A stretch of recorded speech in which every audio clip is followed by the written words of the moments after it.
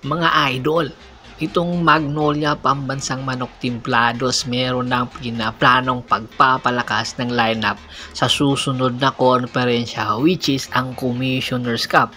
Hindi man maganda ang kanilang ipinapakita ngayon, especially itong big man nilang si Ian Sanggalan, dahil nga sa limited minutes na kanyang inilalaro ay malaki ang tsansa na baka posibleng pakawalan na rin ito ng Magnolia Pambansang Manok Timplados at maghanap na ng mas batang player. Hindi nga lingid sa kaalaman ng karamihan na itong si Ian Sanggalang ay nagkakaedad na rin.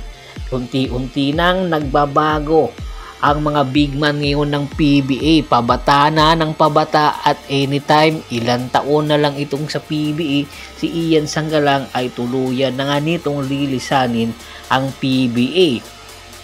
Pero alam natin na meron pa rin itong kakayahan si Ian Sanggalang, kaya pa rin itong idumina ang kanyang kupunan na posibleng paglipatan. Ayon nga sa mga ulat, itong si Ian Sanggalang ay 83 na daw sa susunod na season.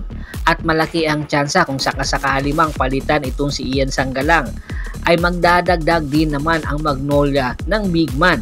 At isa sa mga interesadong kunin ng Magnolia ay itong si Vic Manuel at itong si Jason Perkins, na kung saan ito yung mga legitimate big man talaga ng PBA. Bagamat hindi na rin bumabata itong si Vic Manuel, kung mabibigyan ito ng playing time ng Magnolia, tiyak magpapakitang gilas ito kahit 1 o 2 taon.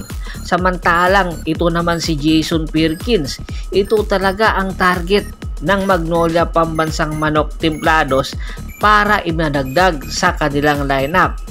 Ayon nga sa isang ulat, itong si Jason Perkins ang gustong kunin ng Magnolia Pambansang Manok Timplados matagal na. Kaya lang hindi ito na ibibigay ng Phoenix Fuel Masters.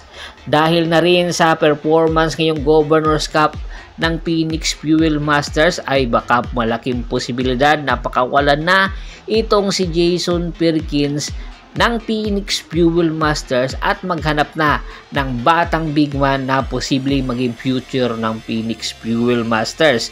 Kumbaga, 2 player ng Magnolia ang makukuha nila. Ito ay si Vic Manuel at itong si Jason Perkins na posibleng pang frontliner nila sa susunod na konferensya.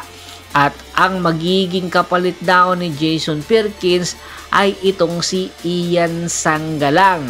Si Ian Sanggalang ay malaki ang posibilidad na maglalaro sa Phoenix Fuel Masters kapalit nitong si Jason Perkins.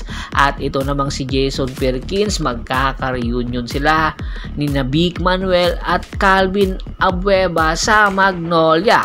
At magiging big 3 ito ng Magnolia. Ito yung mga veteranong pwedeng sandalan ng Magnolia pagdating sa crunch time, at hopefully daw matuloy na ito sa susunod na seasons or next conference, which is ang Commissioner's Cup.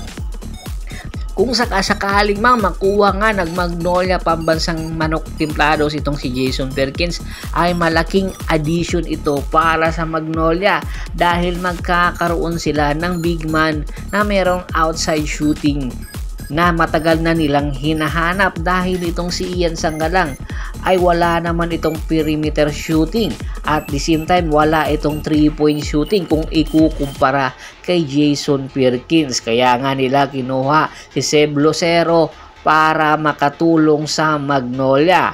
At ito rin si Vic Manuel, meron din itong outside shooting na pwedeng mag-spread the floor sa sistema na ipinapatakbo ng Magnolia Pambansang Manok Timplados.